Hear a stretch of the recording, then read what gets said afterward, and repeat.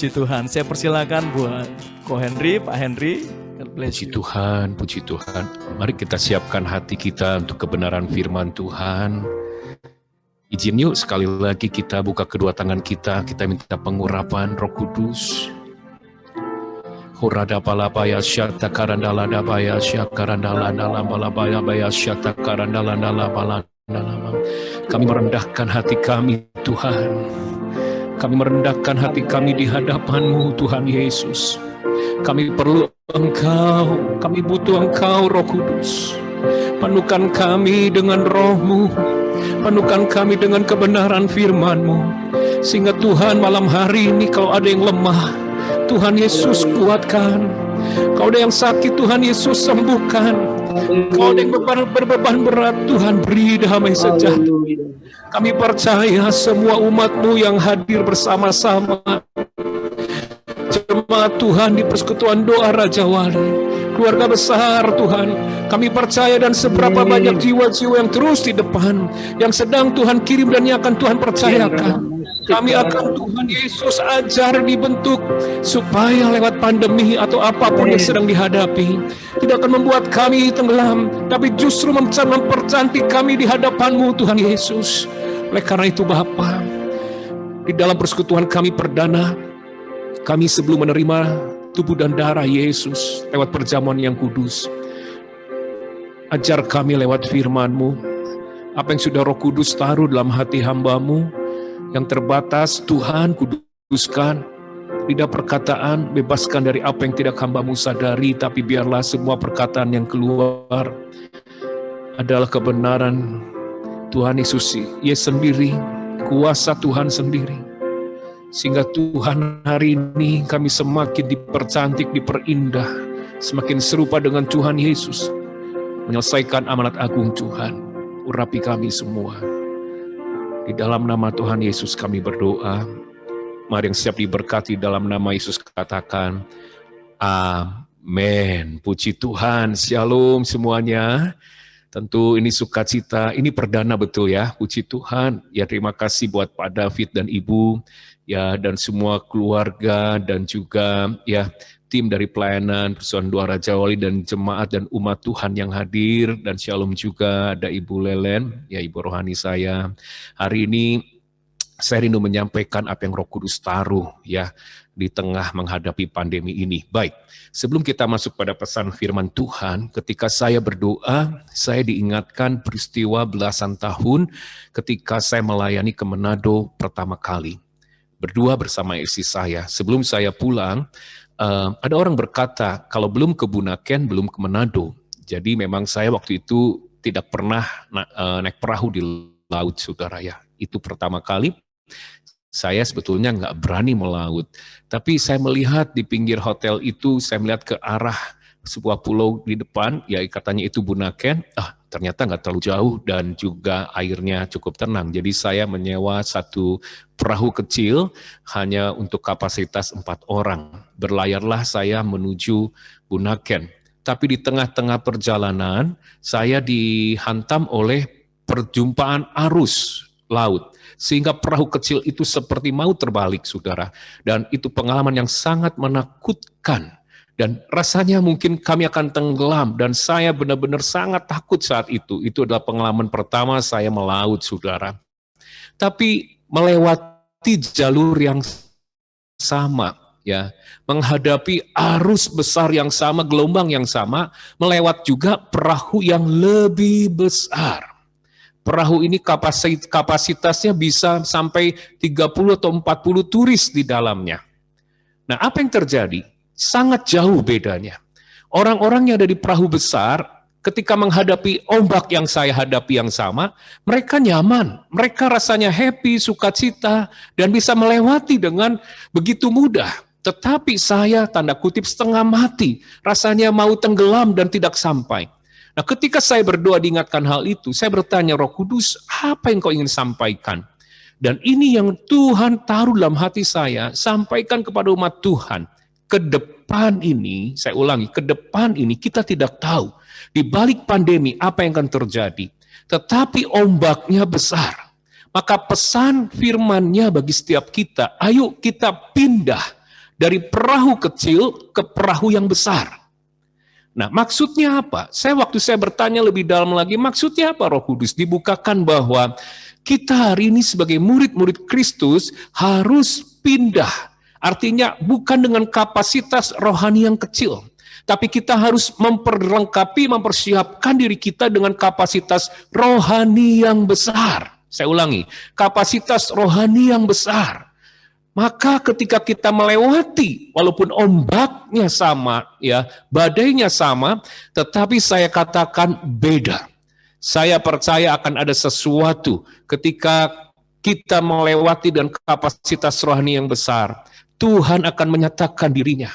Tuhan akan memberikan kepercayaan yang lebih dahsyat di tengah kesulitan-kesulitan yang ada. Secara khusus malam hari ini, saya akan beri judul pesan firman-Nya, kita perbesar kapasitas hati kita. Ayo, di tengah pandemi, di tengah kesulitan, ya, kita perbesar kapasitas hati kita di hadapan Tuhan. Nah, sebelum kita masuk lebih jauh, ada satu jenis hewan namanya hewan citah. Hewan citah ini, ia bisa lari sangat cepat. Boleh dikatakan merupakan rajanya, kecepatan itu rajanya. Dia bisa berlari, ya, hewan citah ini seperti macan tutul, tapi dalam bentuk yang lebih kecil, saudara. Dia bisa berlari sampai yang namanya 120 km per jam. Cepat banget. Bahkan hitungan 3 detik, dalam waktu 1, 2, 3, itu bisa nembus 60 km per jam. Soal speed, kecepatan, ia rajanya. Tetapi, ia nggak punya endurance. Dia nggak punya daya tahan. Dia hanya sanggup berlari cepat 500 meter saja jauhnya. Selebihnya setelah itu, overheat, badannya akan kepanasan dan dia harus berhenti. Waktu diselidiki, kenapa? Ternyata karena jantungnya sangat kecil. Dari hal ini kita diingatkan, kalau kapasitas hati kita di hadapan Tuhan itu besar, saya percaya kita akan bisa melalui setiap kesulitan, badai apapun di depan, menjadi umat-umat yang lebih dari pemenang. Yang setuju dengan saya katakan amin. Hari ini sangat penting. Kita harus punya hati yang besar di hadapan Tuhan. Kita akan belajar, ya, poin by poin. Seperti apakah menurut kacamata pandang Tuhan Yesus, hati kita ini besar atau hati kita ini kecil?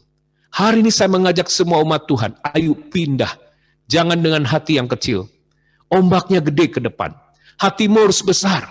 Sebab saya percaya, kalau Anda memiliki kapasitas hati yang besar di hadapan Tuhan, bukan hanya Anda punya endurance, punya daya tahan di tengah masa sulit ini, tapi juga saudara akan menerima perkenanan Tuhan Yesus. Pertolongan Tuhan Yesus. Saudara akan mendapatkan kepercayaan Tuhan Yesus untuk melakukan perkara-perkara hati Tuhan, menyelesaikan visi-visi Tuhan. Yang setuju dengan saya katakan amin, ya.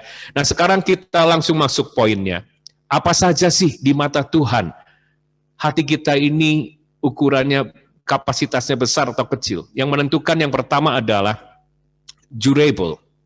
Hati kita ini harus yang namanya durable, itu artinya tahan banting. Di mata Tuhan, hati kita harus tahan banting.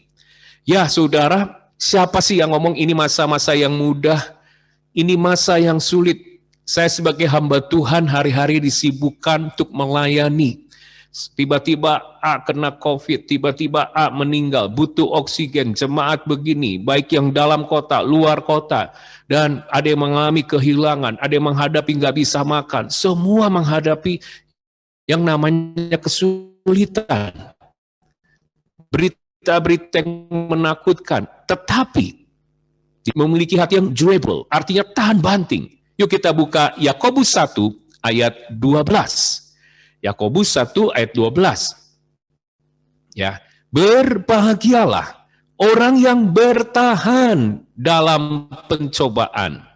Sebab apabila ia sudah tahan uji, ia akan menerima mahkota kehidupan yang dijanjikan Allah kepada barang siapa yang mengasihi Dia.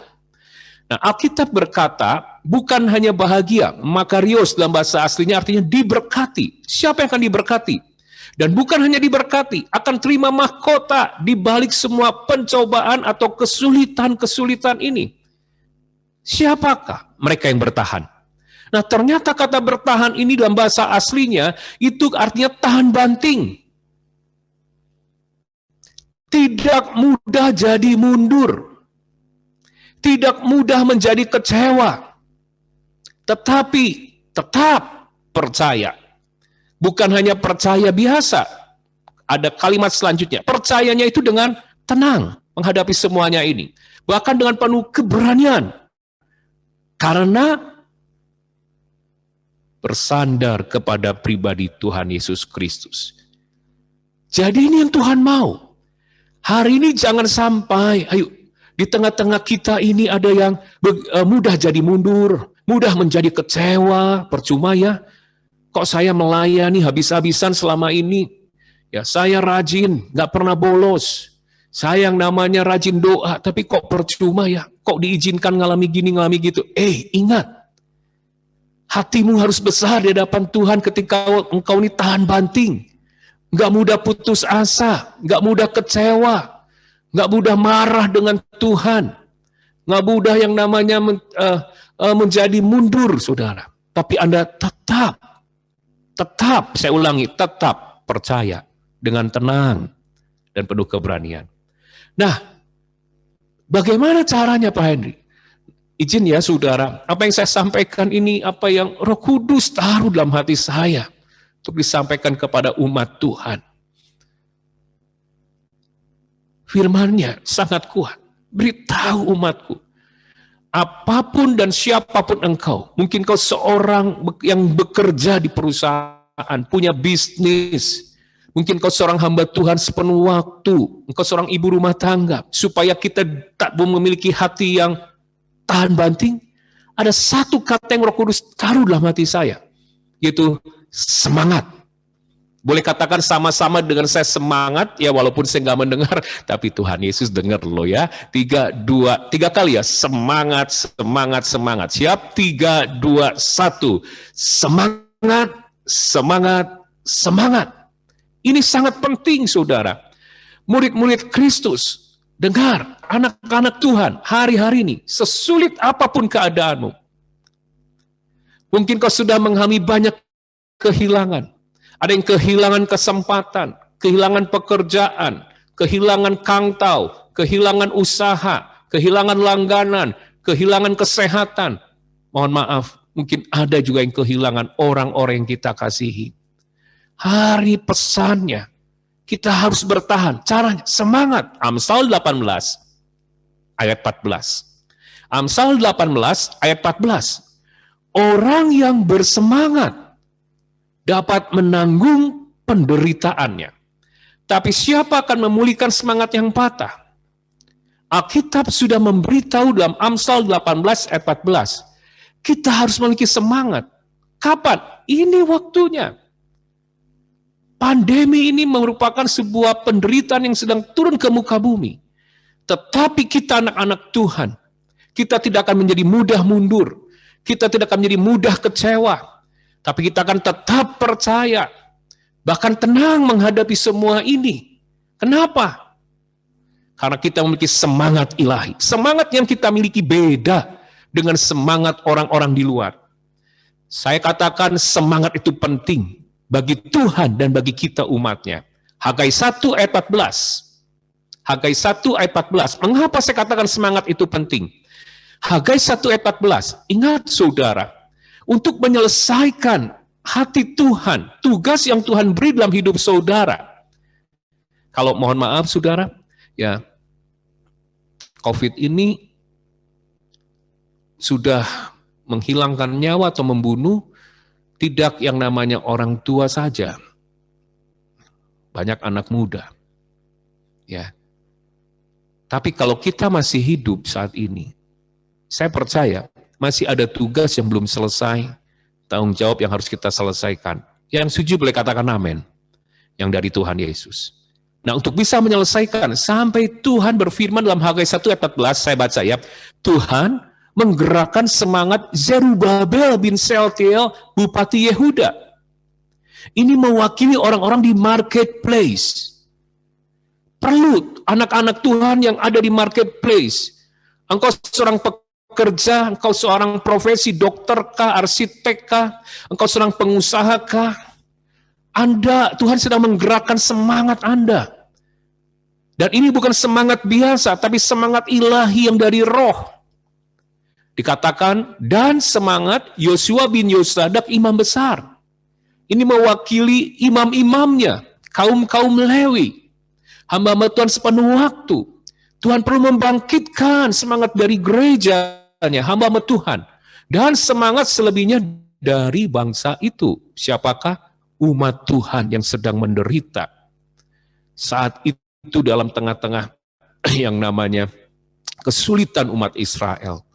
Tapi Tuhan perlu membangkitkan semangat umatnya. Baik itu Bupati Yehuda, ya, mewakili orang marketplace, dan Yosua bin Yosadak imam besar, termasuk bangsa itu. Dibangkitkan semangat. Untuk apa? Melakukan pekerjaan pembangunan rumah Tuhan semesta alam, alam mereka. Artinya, untuk menyelesaikan hati Tuhan.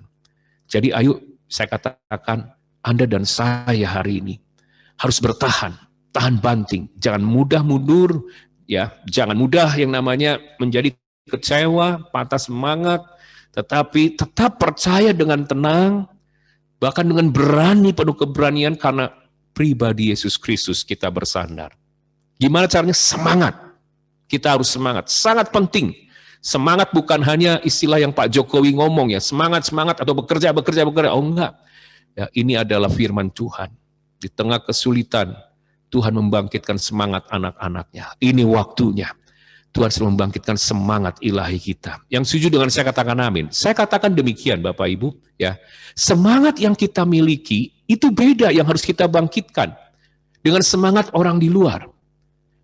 Contoh ya, ingat nggak tahun pertama pandemi 2020 ya, itu apa yang laku? Pot bunga, ya itu semua laku di Tasik, di pinggiran jalan orang-orang buka gelar mobil, ya jual-jual pot bunga. Karena orang baru masa-masa perdana isolasi, ya bukan isolasi, mohon maaf, pembatasan sosial. Jadi tinggal di rumah, semua ngebun, ya ngebun pohon-pohon gitu ya, supaya nggak jenuh, supaya kembali ya riang, semangat. Dan apa lagi yang laku? Sepeda, ya. Sepeda laku, di mana-mana orang ngegoes naik sepeda ya. Bahkan hari Minggu ya, walaupun ibadah online pohokeun we ibadah mah bisa iraha wae ya, tapi yang penting bersama keluarga kita naik sepeda bersama-sama ke Lembang sudah. Kenapa? Supaya kita happy. Saya katakan semangat seperti itu adalah semangat yang temporary, semangat yang sementara. Perlu nggak? Perlu. Tapi yang Tuhan ingin bicarakan saat ini bukan semangat yang bersifat temporary, yang menyentuh hanya masalah dari jiwa saja dan tubuh saja, temporary. Contoh, sekarang di daerah Makassar, ya orang yang isolasi mandiri ditaruh di dalam sebuah kapal yang besar yang berlabuh di pinggir. Dan yang luar biasa, semua orang-orang yang isoman di sana setiap kamar dikasih alat pancing. Keren, saudara. Jadi kalau kesel lagi isolasi mandiri karena COVID, bisa buka pintu, alungkeun alat pancing, cepluk, saudara. Ngadaguan, lantai 3, lantai 4, lantai 5, ya tali lebih panjang. Nunggu sampai tengah malam, saudara, supaya semangat, saudara. Karena semangat itu akan menyembuhkan. Semangat itu memunculkan daya tahan. Saya katakan, semangat seperti itu adalah temporary. Perlu nggak? Perlu. Kita harus juga untuk menjaga keseimbangan itu. Perlu. Tapi yang saya maksud bukan semangat yang seperti itu. Tapi semangat yang dari Roh Kudus. Berbicara impartasi dari Roh Kudus. Karena kenapa? Ingat. Amsal 18 ayat 14 yang tadi kita baca, ya dikatakan bahwa orang yang bersemangat dapat menanggung penderitaannya.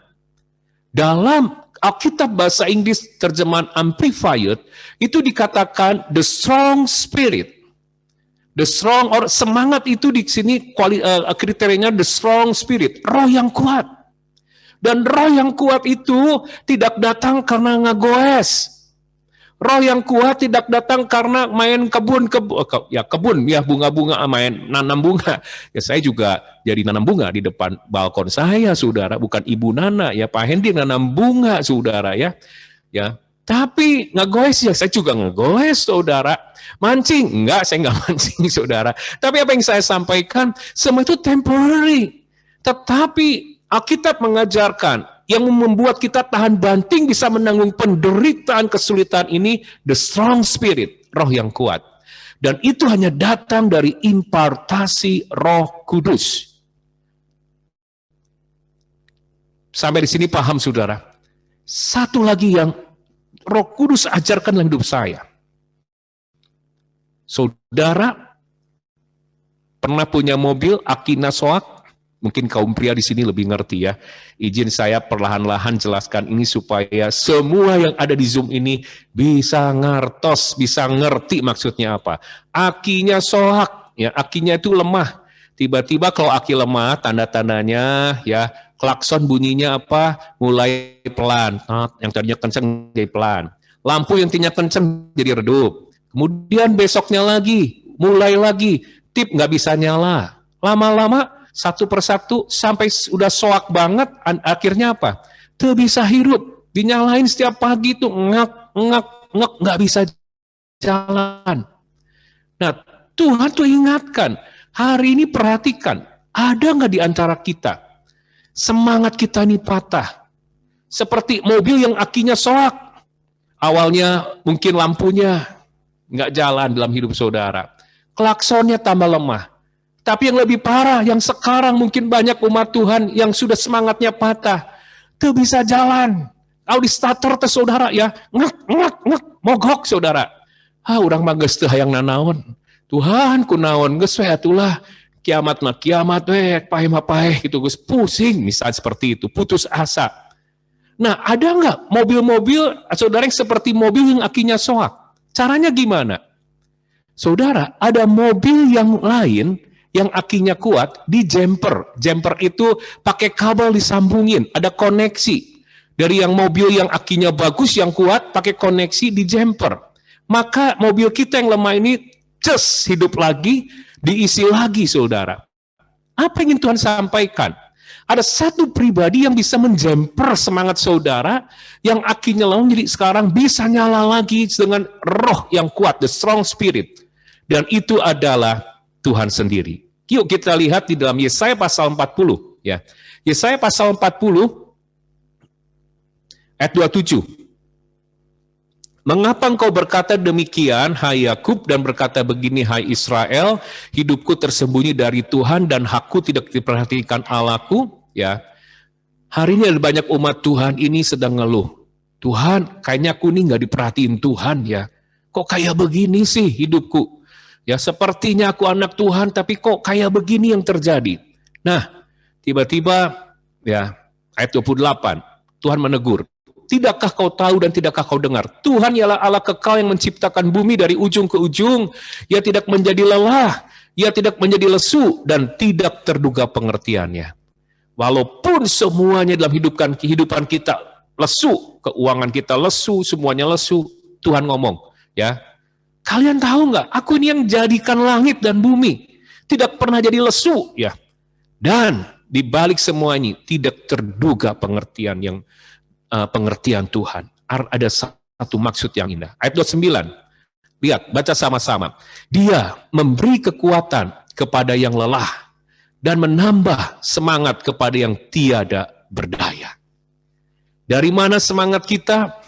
Bukan dari ngegoes. Bukan dari ngebun, bukan dari mancing, tapi dari impartasi roh. Tuhan sendiri yang menambah semangat. Kita seperti dua mobil. Ya, Tuhan itulah yang memiliki aki, sumber aki. Dia jumper kita, sehingga kita yang mulai nggak bisa jalan, aki kita, semangat kita bangkit lagi. Caranya gimana? Ayo, lihat ayat 31.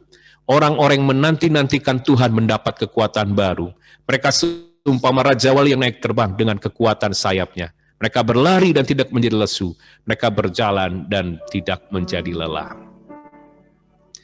Ya, Bapak, Ibu, teman-teman semua, apakah yang namanya Pak Henry sebagai hamba Tuhan selalu kuat, saya harus berkata di hadapan saudara, ya, ada kalanya saat-saat tertentu ketika tekanan yang begitu dahsyat, pintu yang tertutup, saya dalam kondisi titik terlemah. Ya, rasanya berat sekali menghadapi segala situasi. Apa yang bisa saya lakukan, saudara? Saya katakan, ngegoes itu hanya sementara, yang sifatnya ya hanya sementara. Tapi the strong spirit, roh yang kuat, datang ketika setiap sore saya ngambil gitar, saudara. Saya masuk di kamar saya. Saya seperti anak yang ngomong tatap muka dengan Tuhan Yesus. Saya sedang di jumper. Ya. Ada satu pujian, yuk katakan. Kau kuatkan, aku bertahan, kau harapan dalam kesesakan, kau buktikan kesetiaanmu, Tuhan, Engkau Yesus Immanuel. Sekali lagi katakan, kau kuatkan, aku bertahan, kau harapan dalam kesesakan, kau buktikan kesetiaanmu. Tuhan, Engkau Yesus Immanuel. Bless the Lord, oh my soul. Saya mengajak semuanya, yuk sembah Dia. Oh my soul, worship His holy name. Sing like never before, oh my soul, I worship your holy name. Saya cuma ngomong, Tuhan Yesus, taruh tanganmu atas kepalaku, taruh Tuhan, taruh tanganmu jamah hatiku Tuhan. Aku hanya minta tanganmu Tuhan, taruh urapi aku. Dan saya itu hanya bisa bahasa roh, saudara. Dan itu yang saya lakukan tiap hari. Itu yang saya lakukan tiap sore. Saya bisa bertahan sampai sekarang. Bukannya bertahan melewati kesulitan. Tapi saya melihat mujizat-mujizat Tuhan yang dahsyat, saudara. Kebayang gak saudara, di tengah pandemi, Tasikmalaya harus membangun SMP, gedung, dengan budget 3 miliar. Dan ditargetkan dalam waktu 11 bulan itu selesai. Itu bulan Agustus yang lalu, saudara. Bulan Agustus yang lalu kita mulai. Semua orang berkata, oh iya mah cenah. Mohon maaf ya bahasa orang Tasik, orang Sunda. Ya, agak kasarnya begini. Imanu gelo cenah. Dalam ke pandemi, saudara. Orang lagi susah uang. Uang ada. Hanya mungkin waktu itu tersedia uang 400 juta. Dan banyak sekolah-sekolah guru-guru dikurangi gajinya. Karena semua turun. Tapi Roh Kudus katakan, tetap dengan iman kita melangkah. Terus melangkah sampai detik ini. Bukan dikurangi. Bahkan ada adjust, ya, ada yang dinaikkan. Full timer yang dinaikkan sudah. Ada sebagian dinaikkan. Orang berkata, bagi manusia itu gila katanya. Tapi saya katakan, Tuhan itu dahsyat. Bukan kami saja dimampukan melewati kesulitan. Tapi kami melihat Tuhan kirim hamba-hambanya. Banyak dari sini, situ, saudara. Bahkan dari hal yang tidak pernah saya pikirkan. Termasuk gereja kecil di Taiwan, saudara. Mereka aja tempat belum punya sendiri. Kami sedang berdoa untuk membantu mereka. Malah mereka bantu kita dulu, saudara. Mereka kirim berkali-kali. Udah mau berhenti, jalan lagi. Jalan. Sampai detik hari ini, pembangunan terus berjalan. Jadi ketika kita bertahan di hadapan Tuhan, nyembah Tuhan. Ya, Tuhan yang memberi kita semangat. Mungkin ada di antara saudara ini udah nggak sanggup, nggak kuat, sieun, takut, atau berkata, "Tenyaho kudu kumaha." Gimana? Ayo, masuk kamar. Seperti mobil yang mau mogok, dijemper sama Tuhan, nyembah Tuhan, nyembah Yesus, berdoa sama Tuhan.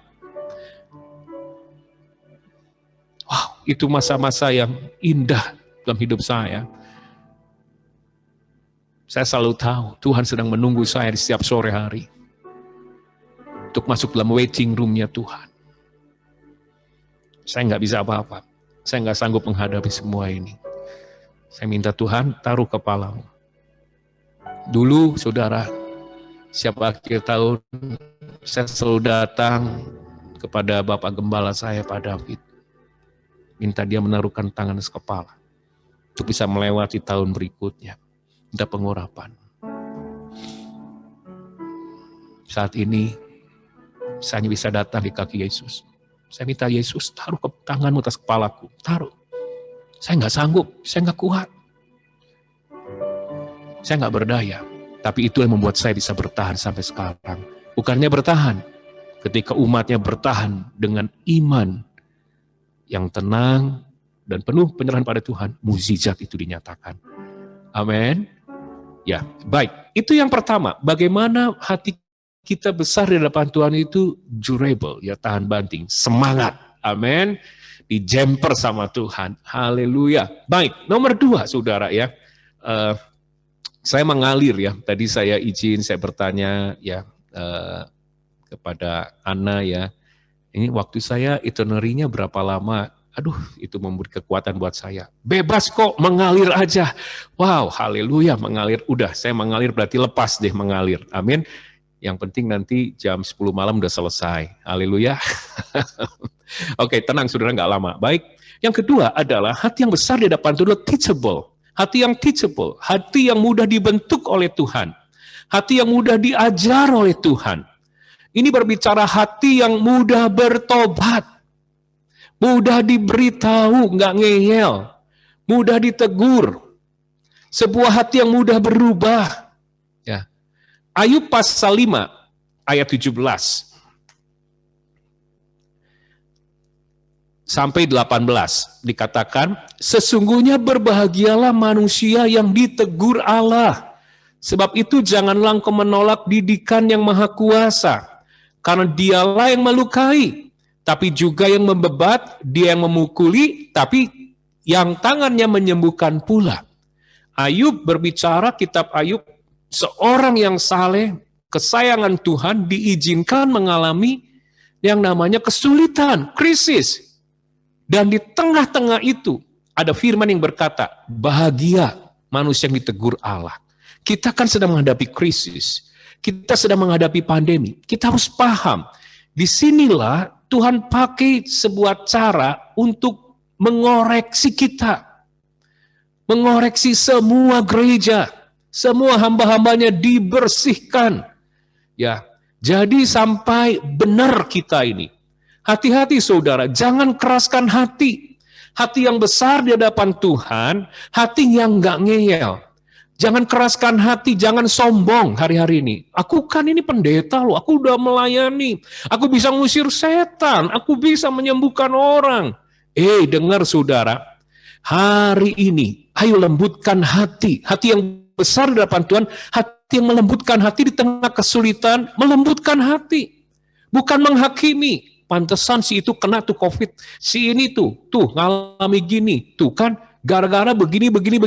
Hati-hati, jangan sampai orang Kristen hari-hari ini nonton, tuh kalau orang mah teu beunang COVID, ya benar tuh, dijaga, dilindungi, tuh itu mah kieu, sigana kurang ieu, ya kurang puasa, kurang doa, hati-hati, jangan menghakimi. Ini waktunya ketika krisis datang, hati kita besar di hadapan Tuhan. Kalau kita saudara terbuka, ya, nggak mengeraskan hati.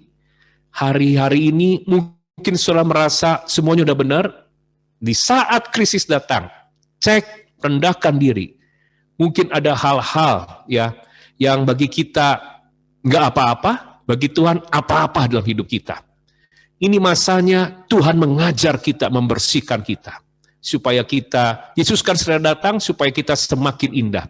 Jadi yang paling penting hari-hari ini, hati kita jangan sombong, jangan merasa sudah benar. Ya, artinya apa? Orang nggak ada lagi yang dikoreksi, ya, nggak benar. Orang nggak benar. Ini waktunya. Seperti Daud ketika ditegur oleh Nabi Nathan, dia benar-benar merendahkan diri, minta ampun, minta belas kasihan Tuhan. Kita harus setiap hari ngoreksi diri kita. Tuhan, apa yang kurang lagi? Tolong bersihkan aku, Tuhan, bereskan aku. Ayo saudara, itulah Daud jadi biji kesayangan Tuhan. Hati Daud besar di hadapan Tuhan. Karena dia enggak ragu-ragu. Mazmur 26 ayat kedua, ujilah aku ya Tuhan. Cobalah aku, selidiki batinku dan hatiku. Saudara, kalau Anda ingin punya hati besar, ini waktunya di tengah kesulitan. Anda membuka pintu hati, merendahkan diri. Tuhan, tolong cek hidupku. Apa yang kurang? Apa yang salah? Aku mau benar di hadapan Tuhan. Amin. Anda sudah merasa benar, puji Tuhan. Tapi orang yang punya hati besar, ngerti ketika kita menghadapi kesulitan, justru kita merebahkan diri. Sebab Ibrani 4 ayat 13 jelas dikatakan, tidak ada suatu makhluk pun yang tersembunyi di hadapannya. Sebab segala sesuatu telanjang dan terbuka di depan mata dia. Yang kepadanya kita harus memberikan pertanggungjawab. Hari-hari ini krisis, kesulitan yang diizinkan menimpa kita adalah seperti cara Tuhan menelanjangi kita di hadapannya. Percuma kalau hati kita ngeyel, ya, merasa yang namanya nggak ada lagi yang dikoreksi. Tapi kalau saudara merendahkan diri, Tuhan beritahu, Roh Kudus beritahu, saya salah apa? Ada apa? Ya. Sebab kenapa? Kebenaran yang akan mengangkat saudara di tengah pandemi. Amsal 14 ayat 34. Kalau hidupmu semakin bersih, semakin berkenan, dan kebenaran selalu dalam hidupmu, maka kebenaranlah yang mengangkat derajat sebuah bangsa. Kebenaran yang akan mengangkat engkau di tengah keterpurukan. Yang lain mungkin mengalami yang namanya kesulitan, tapi tiba-tiba ketika engkau sudah dimurnikan, kebenaran membuat engkau naik, saudara. Oleh karena itu, hari-hari ini yang penting. Jangan sampai penyakit gereja itu menimpa kita dan kita sulit disembuhkan. Ada satu penyakit yang lebih menular dan lebih parah dari COVID-19. Apa, saudara? Tuhan Yesus sudah memberitahu. Tuhan Yesus sudah memberitahu. Saya harus memberitahu saudara. Penyakit ini namanya roh munafik. 15 kali dalam kitab Matius, Yesus menegur dengan kata munafik, munafik. 15 kali. Kalau Tuhan Yesus sudah ngomong 15 kali, berarti kita harus waspada. Ya. Karena kenapa? Mungkin ini akan merupakan sebuah penyakit yang menimpa generasi ke generasi, gereja ke gereja, dari zaman ke zaman. Kemunafikan. Dan apa yang membuat kita munafik itu di hadapan Tuhan? Ketika kita nggak sadar. Ya, ketika kita nggak sadar, nggak jujur. Saya katakan, nggak jujur dengan diri sendiri, nggak jujur dengan keluarga, nggak jujur dengan Tuhan. Di tengah pandemi ini, kita sedang ditransparansikan. Kita harus jujur dengan diri sendiri. Jangan sampai karunia yang kita miliki menutupi yang namanya kesalahan kita yang nggak kita sadari atau kita akui. Jangan sampai kerohanian kita, pengertian, kita rajin ke gereja, kita rajin ikut persekutuan doa, kita rajin baca Alkitab, dan itu menutupi yang namanya hal-hal yang tersembunyi yang bagi Tuhan itu harus dibereskan, tapi kita hari ini dibutakan, ketidakjujuran, dan itu kemunafikan. Di tengah pandemi ini harus disingkirkan. Kalau Anda ingin melihat kebenaran dari Tuhan Yesus, justru mengangkat, mempromosikan saudara di tengah pandemi. Siapa yang mau justru hari-hari diangkat oleh Tuhan, lambaikan tangan saudara. Kebenaran. Kapan itu muncul? Transparansi yuk. Kita merendahkan diri hari-hari ini di hadapan Tuhan. Amin. Jangan sampai balok ya di depan balok dari mata kita. Hai orang munafik, Matius 7 ayat 5. Keluarkan balok dari matamu, maka engkau akan melihat dengan jelas selumbar di mata saudaramu. Hari-hari ini jangan kita menghakimi ya. menghakimi orang lain, nggak boleh. Diri kita saja, ya, supaya kita melihat yang lembut dan mau dibentuk, mau diajar, mau diubahkan, kita bisa naik. Suatu kali, saudara, dalam sebuah pelayanan Natal, Youth, anak muda di Tasikmalaya, WL itu memanggil saya untuk naik mimbar, bagian saya firman. Nah, waktu mikrofon diserahkan, saya ini posisinya, si WL itu mengangkat pujian yang baru dan bahasa Inggris. Jadi saya nggak tahu, dan juga bahasa Inggris, saudara. Saat itu saya diserahkan mic, dan saya nggak bisa nyanyi. Nah, karena ini kan full timer saya, dan ini juga anak rohani, dan juga seorang anak rohani yang kami ambil, kami bantu, dan kami sekolahkan tinggal bersama saya selama dia SMA dan sampai dia selesai. Kemudian setelah disekolahkan, dia mau memberi hidup sepenuh waktu melayani Tuhan. Ya, jadi saya ada hubungan dekat. Ya, saya nggak asa-asa. Saya turunkan mic. Ini lagi posisi ibadah. Saya turunkan mic. Saya balik badan. Terus saya ngomong sama anak rohani saya ini, kamu nggak boleh gitu. Saya tegur, saudara. Ini tegur di atas mimbar, saudara. Aduh, saya waktu itu ada sedikit emosi, saudara ya. Kamu nggak boleh gitu. Ini mau firman, jangan kasih lagu baru, apalagi Inggris. Saya nggak tahu gitu, saudara. Nggak selesai dari sana, ini belum beres emosi saya. Saya selesai ibadah, datangi lagi itu anak WL itu di depan banyak orang, saya tegur juga. Nanti lagi, nggak boleh gitu ya. Seorang WL ini harus ngerti, jangan lagu baru, jangan ke Inggris-Inggrisan lah. Jemaat harus ngerti, apalagi ini pengkhotbah saya nggak ngerti lagunya, saudara. Oke, tapi karena itu anak rohani, saya beres, saudara. Nggak ada apa-apa, udah beres. Tapi apa yang terjadi, saudara, ya 3 bulan kemudian, saya pulang pelayanan di Jakarta.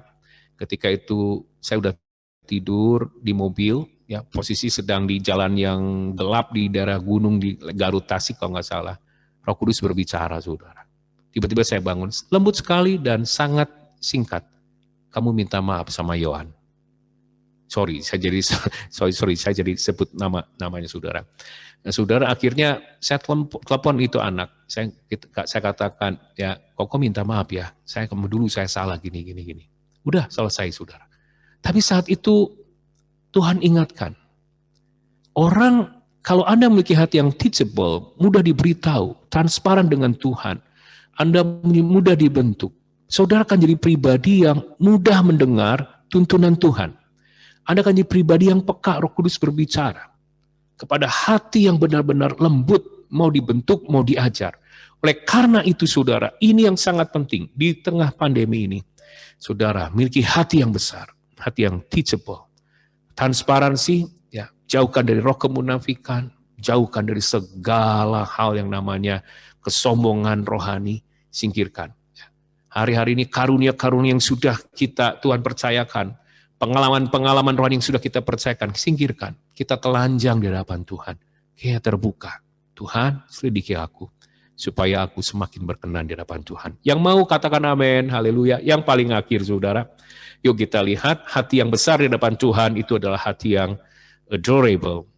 Ini merupakan hati yang cantik, menawan dalam pandangan Tuhan Yesus. Saya ulangi, hati kita harus menarik di mata Tuhan Yesus. Ya, cantik, menawan. Hati yang seperti apa? Tuhan gak tertarik dengan kemampuan saudara, pengalaman saudara, ya, jam terbang saudara. Wahyu 2 ayat 1 dikatakan, langsung ayat kedua, menghemat waktu, kepada jemaat Efesus, aku tahu segala pekerjaanmu, baik jerih payahmu maupun keturunanmu. Aku tahu bahwa engkau tidak dapat sabar terhadap orang-orang jahat, bahwa engkau telah mencobai mereka yang menyebut dirinya rasul, tetapi yang sebenarnya tidak demikian, bahwa engkau telah mendapati mereka pendusta. Engkau tetap sabar dan menderita oleh karena namaku. Engkau tidak mengenal lelah. Namun demikian aku mencela engkau karena engkau telah meninggalkan kasihmu yang semula. Saudara perhatikan, kasih yang semula. Ya. Hati yang menawan dan cantik di hadapan Tuhan ketika hati kita memiliki kasih yang semula. Seperti apa kasih? Kasih yang semula itu. Saya diingatkan, 2 kali surga terbuka, langit terbuka, dan terdengar suara, ya, dalam Matius 3:17, inilah anakku yang kukasihi, kepadanya aku berkenan. Dan satu ayat lagi, Matius 17 ayat ke-5. Ketika murid-murid ada di atas gunung bersama Tuhan Yesus, tiba-tiba turun awan yang terang menaungi mereka, Matius 17 ayat ke-5. Kembali lagi, inilah anak yang kukasihi, kepadanya lah aku berkenan, dengarkan dia. Saya bertanya, Tuhan, kasih yang semula itu seperti apa? Apakah benar hanya dalam posisi paling awal ketika kita pertama kali semangat awal? Ya, saudara. Tapi ada juga yang lebih dalam lagi. Kasih yang semula ketika dalam hatimu itu Yesus menjadi segala-galanya. Yohanes 3:30. Dia semakin besar, kita semakin kecil. Jadi kasih semula, engkau memiliki hati yang cantik ketika dalam hatimu penuh dengan Yesus. Bapa berkenan kepada anak. Ketika Bapa melihat dalam hatimu, it's all about Jesus. Semuanya tentang Yesus. Hidupmu itu tentang Yesus. Yesus cukup bagimu. Yesus segala-galanya bagimu. Itulah kasih semula. Itulah hati yang besar di hadapan Tuhan. Seperti pujian ini. It's all about you. It's all about you.